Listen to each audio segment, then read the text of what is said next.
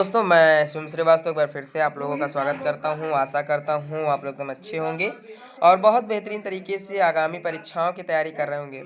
UPSSC पेट result 2025 के बारे में बात करूं तो आप लोगों का रिजल्ट की डेट कंफर्म की जा चुकी है और महासर्वे जो आप लोगों का महासर्वेक्षण हुआ था उसका डाटा भी जारी किया जा चुका है। जो डाटा जारी हुआ उसके हिसाब से क्या आप लोगों की कट ऑफ होगी, क्या इजी शिफ्टें बनेंगी, क्या हार्ड शिफ्टें बनेंगी, कैसा क्या रिजल्ट का स्कोर होगा, वो सारी चीज़ें मैं आपके साथ साझा करने वाला हूँ। साझा करने से पहले आप लोगों से यही रिक्वेस्ट करता हूँ कि अगर चैनल पर पहली बार विजिट किए हैं तो चैनल को सब्सक्राइब करें। वीडियो अच्छी लगी तो लाइक करना और कमेंट बॉक्स में अपना राय देना ना भूलना, ठीक है। अपना स्कोर जरूर कमेंट करना ताकि हम नेक्स्ट वीडियोज में आपके स्कोर से कट ऑफ जारी कर सकें। अगर मैं यहाँ पर बात करूँ सबसे पहले मैं बात कर लेता हूँ कि रिजल्ट कब तक आएगा। तो आप लोगों का रिजल्ट जो है यूपीएससी उत्तर प्रदेश अधीनस्थ सेवा संस्थान चयन आयोग के माध्यम से प्रारंभिक अर्हता परीक्षा का जो रिजल्ट है यह कब जारी होगा। अभ्यर्थियों में सबसे बड़ा सवाल बना हुआ था। उत्तर प्रदेश अधीनस्थ सेवा आयोग के माध्यम से प्रारंभिक अर्हता परीक्षा का रिजल्ट 10-12 नवंबर के बीच जारी किया जाने वाला है, यानी कि 10 से 12 मतलब 3 दिन में आप लोगों का रिजल्ट आ सकता है। जैसे आज जानते हैं आज आप लोगों की 7 फिर 8 फिर 9 10 11 मतलब 5 से 6 दिन के अंदर अंदर आपका रिजल्ट आ जाएगा। 19 लाख से अधिक उम्मीदवारों ने भाई एग्ज़ाम दिया था तो उनको इंतज़ार तो होगा ही, तो उनका इंतज़ार भी जायज़ है और वो इंतज़ार कर रहे हैं। इसका अच्छा है कि अधिक उम्मीदवारों को जो इंतजार है वो जल्द ही समाप्त होने वाला है। प्रारंभिक अर्हता परीक्षा में अगर आप सम्मिलित हुए थे तो आपका जो स्कोर कार्ड है वो बहुत जल्द ही आप लोगों के समक्ष आने वाला है, क्योंकि उत्तर प्रदेश अधीनस्थ सेवा संस्थान आयोग के माध्यम से बड़ी जानकारी निकल कर आ चुकी है।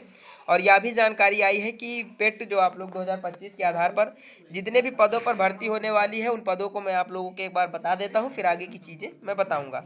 मैं सिंपली यहाँ पर अगर मैं बताऊँ तो इस बार जो है आप लोगों के सर्वाधिक प्रस्ताव लेखपाल के लिए पद है, लगभग 8,000 के आसपास पद लेखपाल के हैं। तकनीकी सेवा में 5,431 पद हैं।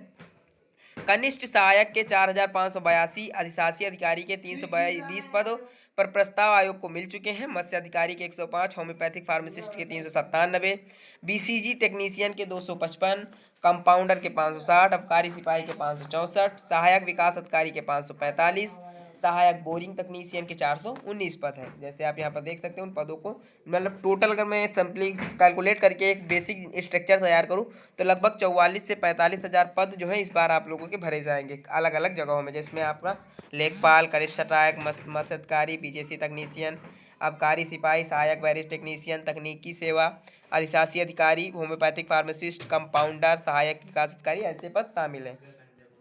तो कुल मिलाकर लगभग दो दो चार दो छः छः पाँच 11 पदों पर 11 तरह के पदों पर भर्ती से 44,000 पदों पर भर्ती की जाएगी, ठीक है।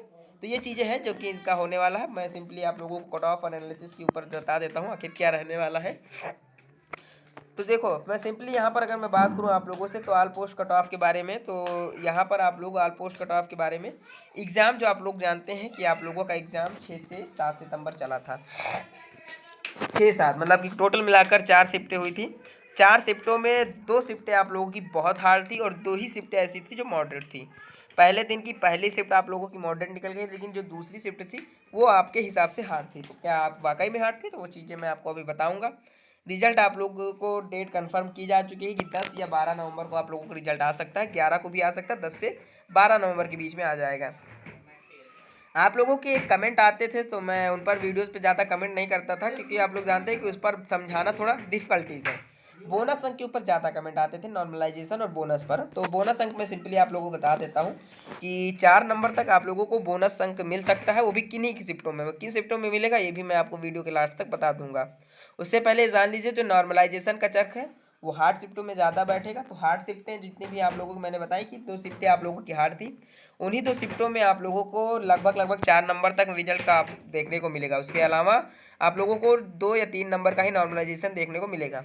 प्रेजेंट कैंडिडेट्स जैसा कि नोटिस के हिसाब से आरटीआई के हिसाब से 19 लाख कैंडिडेट्स ने एग्ज़ाम दिया था और अप्लाई जो फॉर्म का आवेदन हुआ था वो 25 लाख हुआ था। 6 लाख कैंडिडेट्स ने एग्ज़ाम नहीं दिया था और 6 लाख कैंडिडेट्स ऐसे हैं उसमें भाई 6 लाख कैंडिडेट्स ने तो एग्ज़ाम ऑलरेडी नहीं दिया है, लेकिन 6 लाख कैंडिडेट्स उसमें ऐसे हैं जिन्होंने 40 नंबर भी क्रॉस नहीं किया है। तो उनके हिसाब से अगर मैं बात करूँ तो 6 हटा दूँ तो 19 लाख कैंडिडेट्स ने एग्ज़ाम दिया है। 13 लाख ऐसे कैंडिडेट्स हैं जिनसे थोड़ा अच्छी फाइट होगी। और ठीक है, आगे बात करूँ अगर मैं तो टोटल फॉर्म जैसे यहाँ पर एग्जाम लेवल की, तो मैंने बताया था कि पहली शिफ्ट आप लोगों की मॉडरेट थी, लेकिन दूसरी शिफ्ट आप लोगों की हार्ड थी, तो उसी हिसाब से चल रहा था क्रम moderate to hard. Total dose 2 शिफ्टों की डिवाइडेशन करके यहाँ पर एग्जाम को तैयार किया गया था।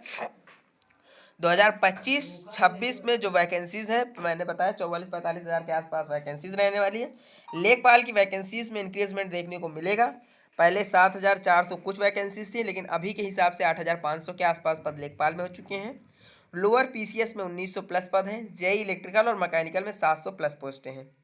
एएसओ में 1400 प्लस पोस्टें हैं। डीवीवीओ में आप लोगों को 2300 प्लस पोस्टें मिलेंगी। स्टेनोग्राफर में 900 प्लस, अबकारी सिपाही में लगभग 400 प्लस पद मिलेंगे। टोटल मिलाकर 45,000 के आसपास पद हो जाएंगे। आप लोगों से एक रिक्वेस्ट है कि अपना स्कोर कमेंट बॉक्स में ज़रूर पेस्ट करना। आपके कमेंट बॉक्स से स्कोर जब मुझे मिलता है तो उस स्कोर को मैं एनालिसिस करता हूँ, उसके बाद जो डाटा प्रोवाइड होता है उसी के ऊपर वीडियोस बनती हैं, इसलिए स्कोर अपना ज़रूर कमेंट करना।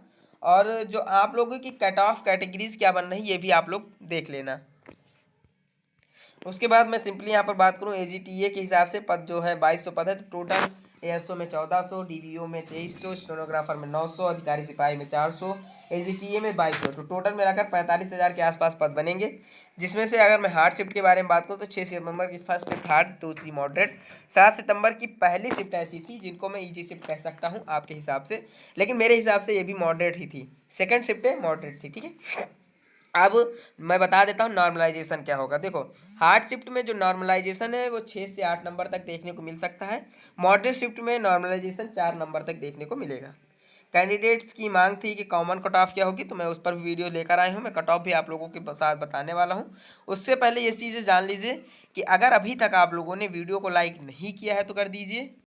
आपको पता है कि 4 लाख कैंडिडेट्स जो है 45 नंबर से नीचे मिल रहे हैं और लगभग 6,40,000 नंबर से, ठीक है। निगेटिव मार्किंग के अनुसार जो है आप लोगों का नुकसान हो सकता है। तो कट ऑफ क्या है, पदों पर निर्भर है। मैं सिंपली आप लोगों को बता दूं, अगर लेखपाल की कट ऑफ के बारे में बात करूं तो 55 से 57 के आसपास लेखपाल की कट ऑफ मिलेगी। ओबीसी में 54 के आसपास, एडब्ल्यूएस में 52 के आसपास, एससी में 45 के आसपास, एसटी 42 के आसपास, एक्स सर्विस में 38 के आसपास, ठीक है। वीडियो की बात करूँ तो 2300 के आसपास पद हैं, तो 60 से 65 जनरल कट ऑफ रहेगी। ओबीसी 60 के आसपास, ईडब्ल्यूएस 58 के आसपास, एससी 52 के आसपास, एसटी 50 के आसपास, एक्स सर्विसमैन 45 के आसपास। 3000 जूनियर असिस्टेंट की कट ऑफ रहेगी। जनरल के बारे में बात करूँ तो 45 से 50 के आसपास, ओबीसी 45 के आसपास, एडब्ल्यूएस 42 के आसपास, एससी 39 के आसपास, एसटी 34 के आसपास, एक्स सर्विसमैन 30 के आसपास। लोअर पीसीएस में 1900 के आसपास पोस्टें हैं। तो जनरल की कट ऑफ 65 से 70 के आसपास, ओबीसी 65 प्लस, एडब्ल्यूएस 60 के आसपास, एससी 55 के आसपास, एसटी 50 के आसपास, एक्स सर्विसमैन 45 के आसपास। ये रहने वाली है कट ऑफ जो कि आप लोगों को मैंने बताया है। वीडियो अच्छी लगी हो तो लाइक करना, चैनल पर पहली बार विजिट किए हैं तो सब्सक्राइब करना। मिलते हैं किसी और कट ऑफ या एनालिसिस वीडियोज़ के साथ, तब तक के लिए धन्यवाद।